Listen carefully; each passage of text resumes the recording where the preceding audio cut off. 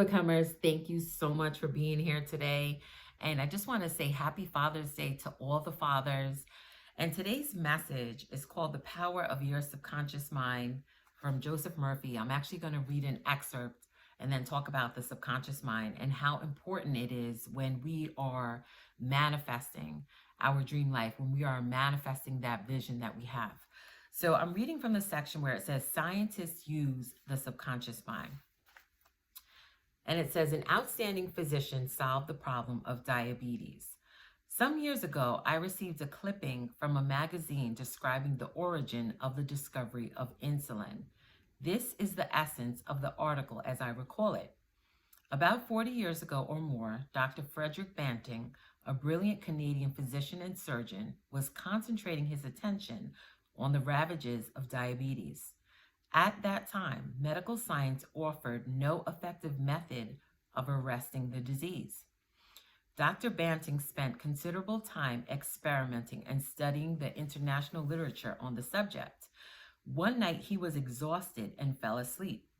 While asleep, his subconscious mind instructed him to extract the residue from the degenerated pancreatic duct of dogs. This was the origin of insulin, which has helped millions of people. You will note that Dr. Banton had been consciously dwelling on the problem for some time, seeking a solution, a way out, and his subconscious responded accordingly. It does not follow that you will always get an answer overnight.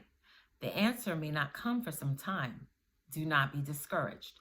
Keep on turning the problem over every night to the subconscious mind prior to sleep as if you had never done it before. One of the reasons for the delay may be that you look upon it as a major problem.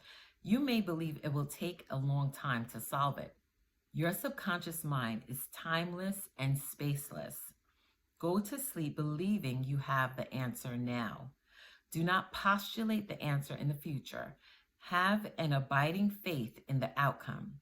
Be convinced now as you read this book that there is an answer and a perfect solution for you. So I love how he says, be convinced as you're reading this book that there's an answer to your problem and a perfect solution. I also love how he says before that, have an abiding faith in the outcome. And faith is the key. It's always important to walk by faith and not by sight. That's how we get our manifestations. That's how we see things come to pass. And now I'm going to read another section of the book. And it says, how a famous scientist and physicist escaped from a Russian concentration camp. Dr. Lothar von Blank Schmidt, a member of the Rocket Society and an outstanding research electronic engineer, gives the following condensed summary of how he used his subconscious mind to free himself from certain death at the hands of brutal guards in a Russian prison camp coal mine. He states as follows, I was a prisoner of war in a coal mine in Russia, and I saw men dying all around me in that prison compound. We were watched over by brutal guards, arrogant officers, and sharp, fast-thinking commissars. After a short medical checkup, a quota of coal was assigned to each person. My quota was 300 pounds per day. In case any man did not fill his quota, his small food ration was cut down, and in a short time, he was resting in the cemetery. I started concentrating on my escape. I knew that my subconscious mind would somehow find a way. My home in Germany was destroyed, my family wiped out, all my friends and former associates were either killed in the war or were in concentration camps. I said to my subconscious mind, I want to go to Los Angeles and you will find the way. I had seen pictures of Los Angeles and I remembered some of the boulevards very well as some of the buildings. Every day and night, I would imagine I was walking down Wilshire Boulevard with an American girl whom I met in Berlin prior to the war. He puts in quotes, she is now my wife. In my imagination, we would visit the stores, ride buses, and eat in the restaurants. Every night, I made it a special point to drive my imaginary American automobile up and down the boulevards of Los Angeles. I made all this vivid and real. These pictures in my mind were as real and as natural to me as one of the trees outside of the prison camp. Every morning, the chief guard would count the prisoners as they were lined up. He would call out 1, 2, 3, etc. And when 17 was called out, which was my number in sequence, I stepped aside. In the meantime, the guard was called away for a minute or so, and on his return, he started by mistake on the next man as number 17. When the crew returned in the evening, the number of men was the same, and I was not missed, and the discovery would take a long time. I walked out of the camp undetected and kept walking for 24 hours, resting in a deserted town the next day. I was able to live by fishing and killing some wildlife. I found coal trains going to Poland and traveled on them by night until finally I reached Poland. With the help of friends, I made my way to Lucerne, Switzerland. One evening at the Palace Hotel, Lucerne, I had a talk with a man and his wife from the United States of America. This man asked me if I would care to be a guest at his home in Santa Monica, California. I accepted, and when I arrived in Los Angeles, I found that their chauffeur drove me along Wilshire Boulevard and many other boulevards, which I had imagined so vividly in the long months in the Russian coal mines. I recognized the buildings, which I had seen in my mind so often.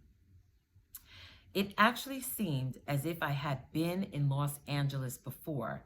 I had reached my goal. I will never cease to marvel at the wonders of the subconscious mind. Truly, it has ways we know not of. And here he talks about how he vividly imagined in his mind, like his imagination and him visualizing Los Angeles and actually getting to California, it was so real to him as if he had been there.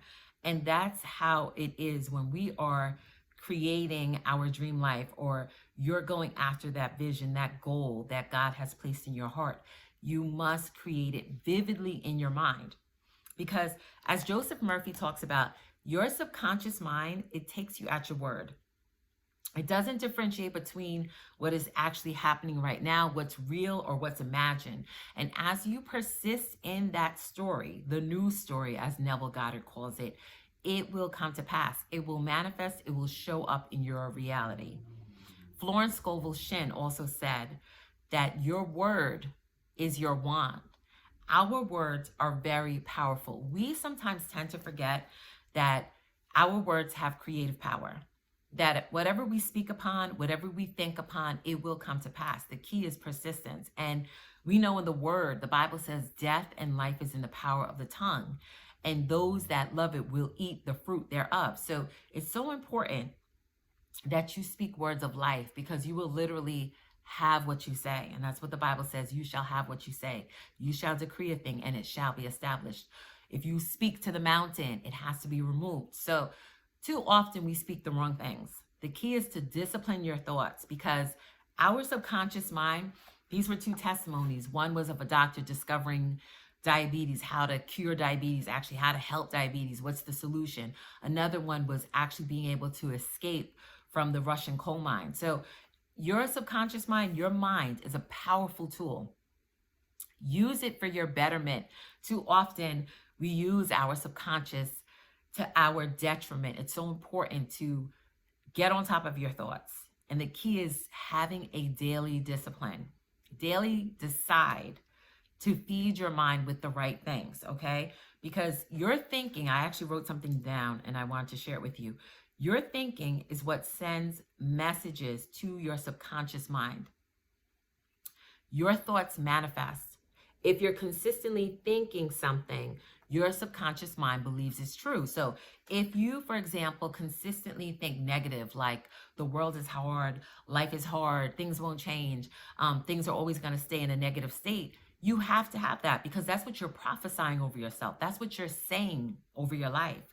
On the other hand, if you decree that opportunities, blessings chase you down, you're favored, open doors, abundance of wealth, abundance of health. If you're consistently speaking those things over your life, that is what's going to manifest. It has to show up. We are the creators of our lives. God created us so that we can create. You have those desires, that dream, that goal, because it's a part of, I call it, it's a part of like your life plan. It's a part of, your design, divine design, what God has embedded in you so that you will have that throughout your life, that you will manifest it. You're here to live out your life's dreams, goals, your vision, whatever it is, you and God know what it is. And I'm just here to encourage you in that, okay? So I just want to leave you with a couple of keys and just encourage you to be mindful of the things you say. Be mindful of the things that you decree over your life, because you will have what you say. You have the power to change your life. You have the power to live an amazing life. But the key is, like I said, you got to get on top of your thoughts. And it's a daily discipline. Just like some people work out daily, faith, it's a spiritual tool. It's a spiritual muscle that has to be worked out daily. So I have a couple of keys for you. The first is your subconscious mind is always listening. The second, your subconscious mind takes you at your word. The third, your subconscious mind accepts commands and decrees that you give it. The fourth key, your subconscious mind loves repetition.